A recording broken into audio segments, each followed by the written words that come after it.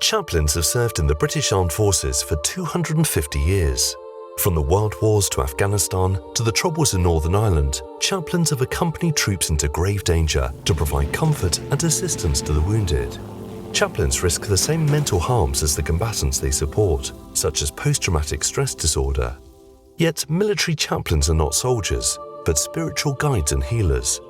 They must tend to the mental and moral wounds of the troops in their care.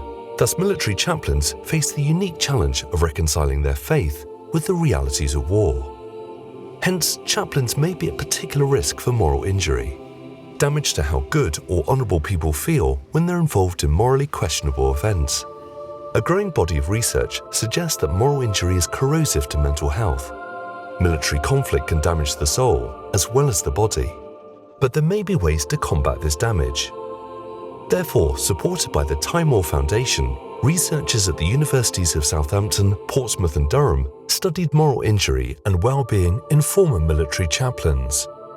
They recruited 58 military chaplains and 34 civilian clergy in the UK, most identified as Anglican, Christian or Methodist. Findings showed elevated rates of depression, anxiety and PTSD among military chaplains compared to the UK general population, along with higher problematic alcohol use. Chaplains showed worse well-being outcomes when they had to deal with other people's moral violations, a form of moral injury. Chaplains also reported that military experiences challenged their faith. Although chaplains and clergy both reported strong religious faith, chaplains reported less frequent worship and a more challenging relationship with God. Chaplains fared worse when they could not stop thinking about morally challenging events, when they withdrew from others to face their pain and isolation, and when they worried God was punishing them. Watch out for these warning signs. If you or someone you know is experiencing moral injury, you are not alone, and there is a path forward.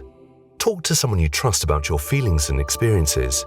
You can see Connection with Combat Stress or NHS iTalk or your general practitioner.